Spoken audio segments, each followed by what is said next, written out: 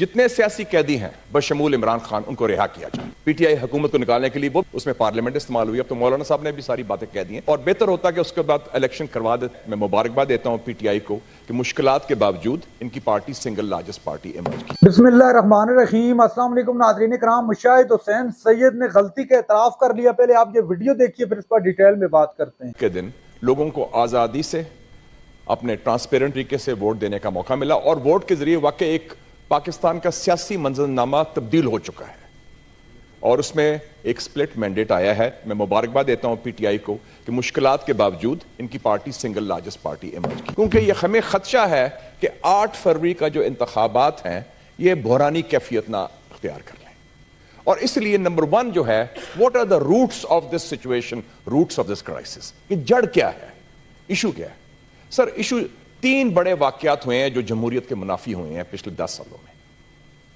2014 سے شروع ہوا تھا ایک دھرنا جو ہماری سیکیورٹی اسٹیبلشمنٹ نے سپانسر کیا تھا against a democratically elected government اور وہ سپانسر کیا گیا, وہ چلا, اس کا کوئی جواز نہیں تھا اس وقت, لیکن انفارچونیٹلی ایک گورنمنٹ کو ڈی اسٹیبلائز کرنا تھا.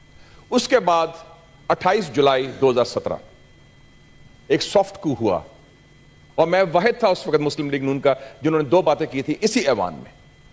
میں کہا یہ میاں صاحب کے خلاف جو نکالا گیا ہے یہ سپریم کورٹ کا, یہ سیکیورٹی اسٹیبلشمنٹ نے سپریم کورٹ کو اور عدلیہ کو استعمال کیا ہے فار اے سافٹ کو, اور میاں صاحب جو ہیں جیل میں جو گئے ہیں وہ جیل کا جو کیسز ہے وہ سارے فراڈ ہی تھے, وہ سیاسی قیدی ہیں.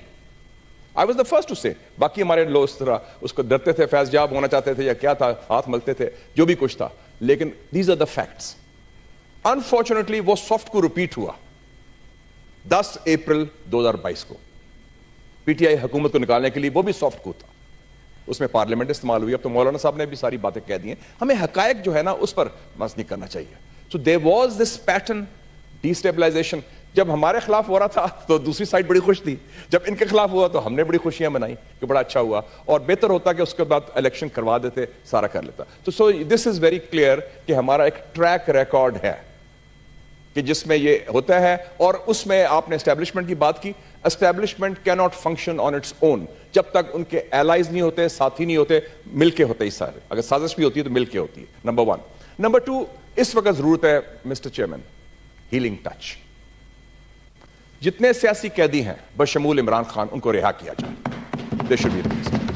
The situation has changed. اور اس میں بلوچ مسنگ پرسنز کو بھی کہتا ہوں اور خیبر پختونخوا کے مسنگ پرسنز کو بھی کہتا ہوں, کیونکہ دست شفا کا مطلب صرف نہیں کہ پنجاب میں ہو. دست شفا کا مطلب ہے خاص طور پہ بلوچستان, خیبر پختونخوا, جہاں سندھ, پنجاب, جہاں بھی ہو. جو زیادتی ہے, غلط ہے, وہ غلط ہے. And they should be part of the political process. اور وہ پروسیس آگے اسی طرح چلے گا جب ایک انکلوسیو جو 3 بڑی پارٹیز ایمرج ہوئی ہیں, پاکستان تحریک انصاف, پاکستان مسلم لیگ نون اور پاکستان پیپلز پارٹی مل کے, اور ہر ایک نے سفر کیا ہے. ابھی ذکر کیا ہمارے دوستوں نے, بھٹو صاحب کو پھانسی جوڈیشل مرڈر تھا, اٹ واز ویری کلیئر. اور اس کے بعد جو پیپلز پارٹی نے سفر کیا ہے اس زمانے میں جرنلسٹ بھی تھا, we know and we were the ones who spoke for them also. پھر میاں صاحب دیکھیں خود, he is a survivor. Government of national unity بنائیں یا 3 پارٹیز مل کے کوئی کولیشن بنائے. اور یہ جو رویہ ہے یہ انہوں نے بھی سبق سیکھا ہوگا کہ کبھی ان سے بات نہیں کرنی, فلانے سے بات نہیں کرنی, چاہے چور ہے یا کرپٹ ہے یا غدار ہے, اگر عوام نے ووٹ دیا ہے تو عوام کا vote is paramount. That should be respected, اور وہ مینڈیٹ ہر پارٹی کا ریسپیکٹ ہونا چاہیے. یہ نہیں کہ فلانے سے بات نہیں کرنی, تو یہ بھی اپنا رویہ چینج کریں اینڈ موو فارورڈ. اینڈ اس میں سمجھتا ہوں کہ سیاسی جماعت اگر انیشیٹو نہیں لیں گے مسٹر چیئرمین, ابھی انیشیٹو ہے 3 پارٹیز کے پاس, ورنہ انیشیٹو چلا جائے گا جی ایچ کیو, پھر وہ فیصلہ کریں گے. وہ سویگر سٹک لے کے آئے گا بندہ وردی میں, وہ کہے گا اچھا جی sit down, do this do that. Do we want that? Do we want to have that humiliation جو ماضی میں ہو چکی ہے, 93 میں بھی ہوئی, اس سے پہلے بھی ہوئی.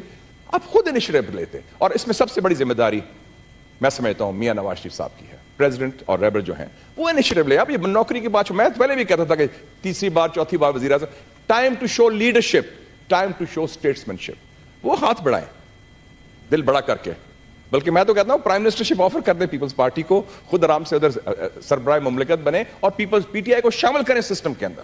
They have to be part. And he should reach out to Imran Khan. ایسی کوئی بات نہیں ہے. وہ خود بھی رائے بینڈ اور ماڈل ٹاؤن کا اتنا لمبا فاصلہ نہیں ہے. ایک زمانے میں بڑی یاری دوستی بھی تھی. تو وہ اس کو آگے لے کے چلیں. If we don't do that, Mr. Chairman, the initiative will be lost. Then all roads will lead to Rawalpindi. اور یہ جو ہے نا یہ فارغ ہو جائیں گے سارے. تو let us learn from history. Let us learn from the mistakes of the past. اور ماضی کی غلطیاں نہ دہرائیں. غلطیاں کرنی ہیں تو نئی غلطیاں کریں. اور میں سمجھتا ہوں پاکستان کے عوام نے شو کر دیا ہے 8 فروری کو کہ ان کا اعتماد ہے اس نظام پر, ان کا اعتماد ہے ووٹ پر, ان کا اعتماد ہے بیلٹ باکس کا کہ ووٹ کے ذریعے تبدیلی آ سکتی ہے. اور واقعی 8 فروری کو تبدیلی آ گئی ہے. ناظرین کرام, آپ نے ویڈیو دیکھی. مشاہد حسین نے آج اپنی غلطی کے اعتراف کر لیا کہ جب عمران خان کی حکومت گرائی گئی تھی تو وہ سب سے بڑی غلطی تھی, اور جب وہ غلطی کر لی تھی تو اس کے فوراً بعد الیکشن میں جانا چاہیے تھا. جب ان کے ساتھ زیادتی ہو رہی ہے تو ہم خوشیاں منا رہے ہیں, جب ہمارے ساتھ زیادتی ہو رہی تھی تو یہ لوگ خوشیاں منا رہے تھے. ناظرین کرام, مشاہد حسین نے کھل کر آج بات کی کہ جو قیدی ہیں, خاص طور پر سیاسی قیدی جن کا تعلق پنجاب سے ہو, سندھ سے ہو, بلوچستان سے ہو یا کے پی سے ہو, ان کو رہا کیا جائے. اور عمران خان کی رہائی کا سب سے بڑا جو آج کا معاملہ ہے, اس تقریر کا جو لب لباب میں آپ کو بتاؤں تو عمران خان کی رہائی کا بھی مطالبہ کر دیا مشاہد حسین نے. حالانکہ نون لیگ کے رہنما ہیں, انہوں نے واضح الفاظ میں کہا کہ عمران خان کو بھی رہا کیا جائے اور پھر مل کر حکومت بناتے ہیں. اگر آج فیصلہ نہ کیا تو فیصلہ ہمارے ہاتھ سے نکل کر کہیں اور پہنچ جائے گا, تو پھر فیصلے وہاں سے ہوں گے, ہم کچھ نہیں کر سکیں گے. ناظرین کرام, مشاہد حسین نے کھل کر آج بات کی. جہاں جہاں پر غلطیاں ہوئی, جہاں جہاں پر مس ہینڈلنگ ہوئی, انہوں نے کھل کر بات کی. 2014 کا جو دھرنا تھا, اس دھرنے سے لے کر 2024 کے عام انتخابات 8 فروری کو جو ہوئے, اس تک انہوں نے تمام چیزوں پر روشنی ڈالتے ہوئے کہا. خاص طور پر 8 فروری کا جو الیکشن ہوا ہے, اس الیکشن کے دوران انہوں نے کہا کہ الیکشن والا دن جو ہے بڑا پرامن اور بڑا پرسکون گزرا. تمام لوگوں کو ووٹ ڈالنے کی آزادی تھی.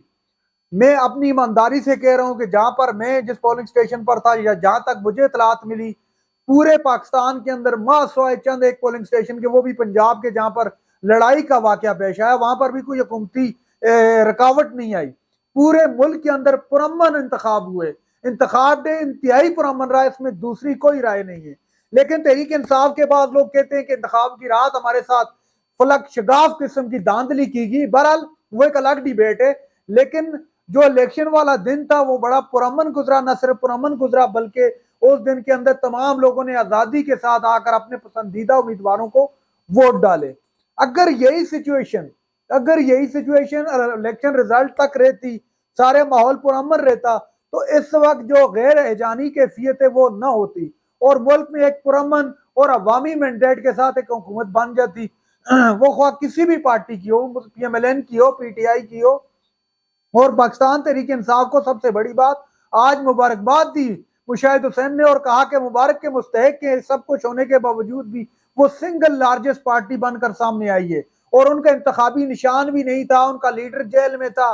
تمام تر سیاسی پابندیوں ہونے کے باوجود اگر اتنی بڑی تعداد میں نشستیں حاصل کی دھاندلی کے بعد بھی, تو میرے خیال سے مبارکباد کے مستحق ہیں. ناظرین کرام, یہ تھی آج کی ہماری ویڈیو. چینل پر جو نئے چینل کو سبسکرائب کر لیں. اگلی ویڈیو تک کے لیے اللہ حافظ.